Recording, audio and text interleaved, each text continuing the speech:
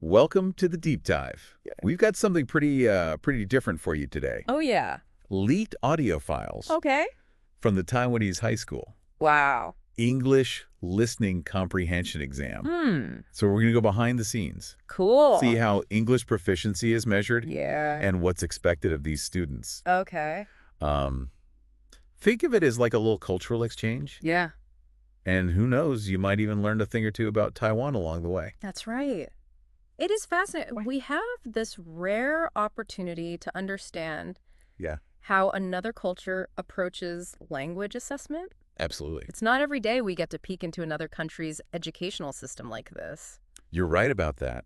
And I have to say, when I first saw these files, I was kind of expecting the typical listen and repeat drills. Right. But this exam is anything but typical. Yeah, that's where it gets interesting. It uses a variety of question formats to assess a student's ability to understand spoken English in a bunch of different contexts. Some parts even mirror real-life situations where students might need to use their English skills.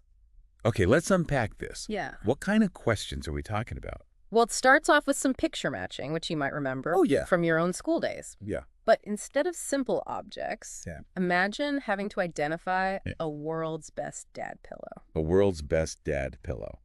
That's not something you see every day. Right. I wonder if that reveals something about gift-giving traditions in Taiwan. Maybe. Maybe it's like a popular Father's Day present?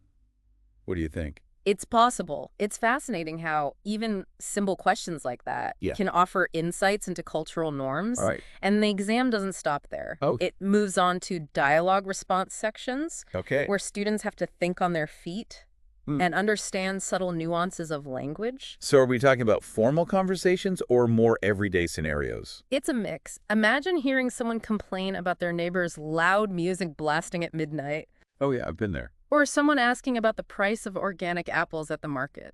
Okay. Or even someone asking to borrow money for lunch. Okay, interesting. It's about testing how students respond to everyday situations and navigating those social interactions in English. Those are pretty relatable scenarios no matter where you live. Yeah. It makes you wonder how much cultural context Right. plays into choosing the correct answer. Exactly. It's not just about understanding the individual words, but grasping the context and the speaker's intention. Yeah. And the exam gets even more interesting with longer listening passages where the topics really broaden out. Okay.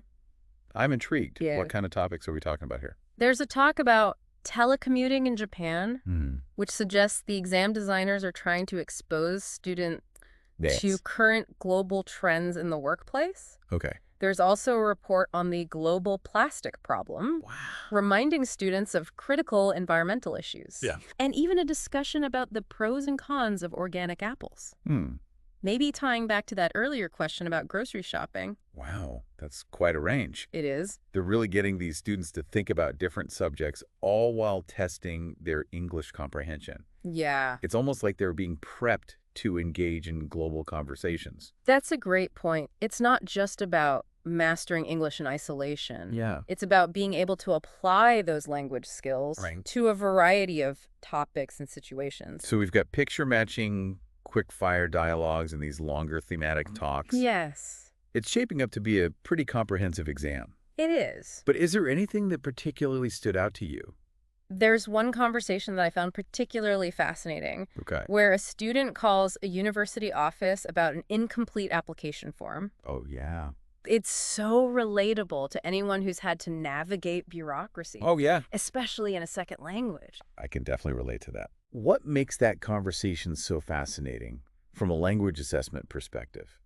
Well, the student has to understand multiple layers of information. They need to figure out why they're calling. There's a problem with the application.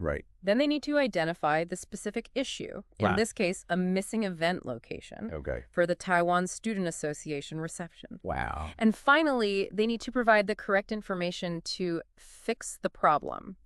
Aristotle Hall Conference Room 305. It's more than just passive listening. Right. It's about actively processing information, following instructions, and communicating clearly to resolve the issue. Exactly. And they have to do all this in English. Precisely. It shows how language proficiency can be crucial for success in real-world tasks and challenges. I'm starting to see why this exam is so insightful.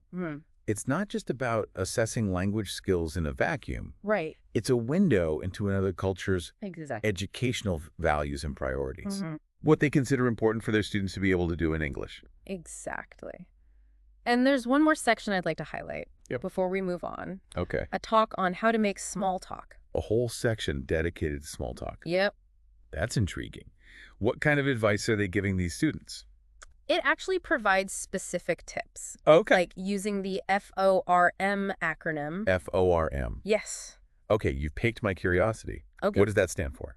It stands for Family, Occupation, Recreation, Miscellaneous. Okay. It's a simple framework for keeping a conversation flowing. Right. And showing genuine interest in the other person. You know, that's actually pretty useful advice, even for someone like me who's been speaking English my whole life. Yeah.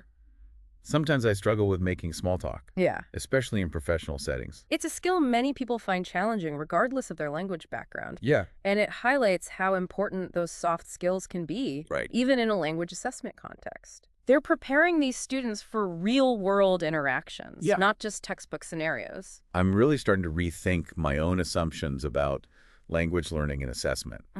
This exam goes way beyond just grammar and vocabulary. Yes, It's about communication culture and navigating real-life situations. Absolutely.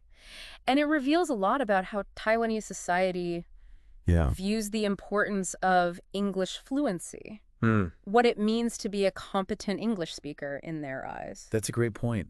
It makes you wonder what those students are thinking as they're listening to these recordings. Are they stressed, excited, nervous? I can't get inside their heads, of course. Right. But what we can do is analyze the content itself and try to draw some conclusions about what skills and knowledge are considered most valuable in this context. That's a great idea. Yeah. Let's dive deeper into some specific examples from the exam recordings.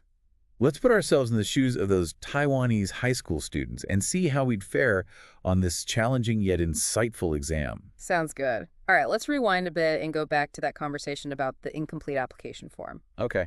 You mentioned it tests practical English skills, but what specifically is being assessed there? It seems like a pretty high-pressure situation.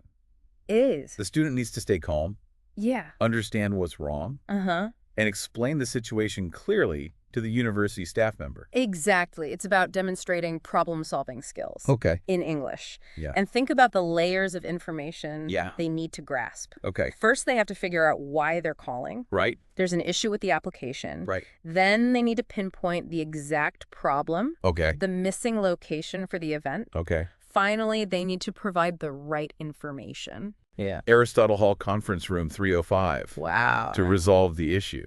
It's like a real-life puzzle they have to solve using their English skills. Yeah. It makes you appreciate the importance of clarity and precision in communication. Right. Especially when dealing with administrative tasks. It really does. And it makes me wonder, do you think this type of question truly reflects real-life English use? That's a good question. Yeah. While it definitely tests practical communication skills, it does lean towards a more formal register. Sure. I'm curious, what do you think the balance is between formal and informal language on this exam overall? It's an interesting mix. You have these formal scenarios, like the application form conversation. Right. But then you also have sections that test every day conversational English. Yeah. Remember that small talk section we talked about earlier? Right, with the FORM acronym. Exactly. That was definitely more focused on casual conversation skills. Yeah. Do you think that balance reflects the kind of English skills these students will need in their lives beyond school? I think it's a good attempt to prepare students for a variety of situations they might encounter. Right. They'll need to be comfortable in both formal settings, like universities or workplaces, and informal settings, like social gatherings or everyday interactions. It speaks to the idea that English fluency isn't just about knowing grammar rules. Right. It's about being able to adapt your language to different contexts and audiences. Exactly. Yeah. And speaking of adapting to different contexts, let's go back to those longer listening passages. Okay. We talked about the range of topics, but what can we learn from that diversity? It seemed like they were covering a wide range of subjects. Yeah. From telecommuting trends in Japan to the global plastic problem. And that suggests a broader goal beyond just language assessment. They seem to be exposing students Yeah. to current events and global issues. It's almost like they're encouraging students to become informed global citizens, Yeah. capable of engaging with complex topics Uh-huh. and understanding different perspectives. That's a great way to put it. Yeah. By engaging with these topics in English, students are developing their ability to participate in conversations that extend beyond their immediate surroundings. Right. It's about preparing them for a more interconnected world. And it highlights the power of language to connect people across borders and cultures. Yes. It's not just a tool for communication. Right. It's a gateway to understanding different ideas and perspectives. Absolutely. And that brings us back to the original question. Okay. What does this exam reveal about the perceived value of English language skills in Taiwan? It seems like they view English fluency as more than just a checkbox on a college application. Right. They see it as a key to success in a globalized world. Yeah. Whether it's navigating bureaucratic systems, engaging in thoughtful conversations, or simply connecting with people from different backgrounds. Precisely. It's about equipping students with the skills and knowledge they'll need to thrive in a world where English plays an increasingly important role. This deep dive has really been eye-opening. It has. It's made me think about language learning in a whole new light. I agree. It's not just about memorizing vocabulary words. Right. It's about developing communication skills, cultural awareness, and the ability to engage with the world around us. It's been fascinating to dissect this exam. It has. And see what we can learn from it. Yeah. And now I think it's time to get into some of the specifics. Okay. Let's listen to some of the actual prompts and responses from the dialogue section. Okay. And see how we do. Okay, let's do it. I'm ready to put my English skills to the test and see if I can pass for a Taiwanese high school student. Sounds good. All right, let's put on our student hats and dive into these dialogue prompts. Here's one that paints a pretty familiar picture. Okay, bring it on. I'm ready to test my skills. The prompt is, okay, my neighbors always play loud music around midnight. It's really driving me crazy. Can you relate to that? Oh, absolutely. I've definitely had my fair share of noisy neighbor experiences. It's a universal problem, it seems. What are the response options they give the students? Let's see. Option A is, that's too bad. I hope you feel better soon. Okay. Option B, oh, I love that band. What's their latest album? Right. Option C, maybe you should try talking to them about it. Oh. And option D, I think you should call the police right now. Okay, so we've got sympathy, a bit of an oblivious music fan, a practical suggestion, and a bit of an overreaction. I'm guessing the exam writers are looking for that balance of empathy and problem solving. You're on the right track. Option C, maybe you should try talking to them about it. Seems like the most appropriate response in this context. It acknowledges the problem, offers a reasonable solution, and doesn't escalate the situation unnecessarily. It's interesting how even in a simple dialogue like this, the exam is testing those subtle social skills, knowing when to offer sympathy, when to suggest a solution, and when to maybe just steer clear of the drama. It's like a little crash course in social etiquette. Exactly. And it makes me wonder if cultural norms might influence the correct answer here. In some cultures, directly confronting a neighbor might be considered rude, while in others, it might be the most straightforward approach. It would be interesting to see how these responses might differ across cultures. That's a great point. It adds another layer of complexity to the whole idea of language assessment. It's not just about understanding the words.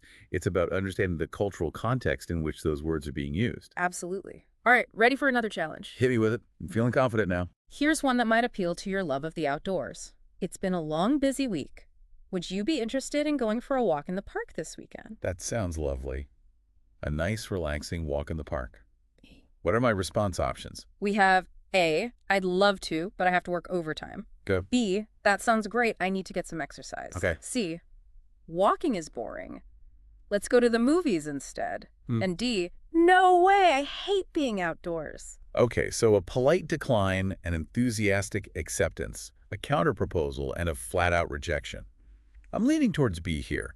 It's positive, it shows interest, and it aligns with the original suggestion. You nailed it. That sounds great. I need to get some exercise. Strikes that perfect balance of enthusiasm and appropriateness.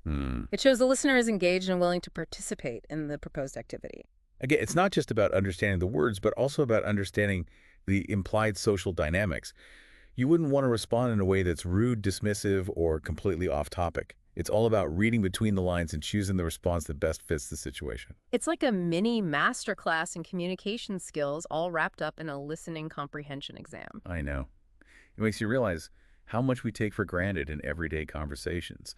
The subtle cues, the unspoken expectations, the cultural nuances that shape how we interact with each other. It's fascinating, isn't it? And it makes me appreciate the challenges these Taiwanese students face as they learn to navigate the intricacies of the English language. Well, we've delved into the source material, analyzed the exam format, and even tested our own English skills with those dialogue prompts. What's the key takeaway for our listeners today? What do we want them to walk away with? I think the biggest takeaway is the realization that language assessment can be so much more than just a test. It can be a window into another culture's values, priorities, and perspectives. In this case, the Taiwanese high school English exam offers a fascinating glimpse into how they view the importance of English fluency and the skills they deem essential for their students' success in a globalized world. It's also a reminder that language learning itself is about so much more than just grammar and vocabulary.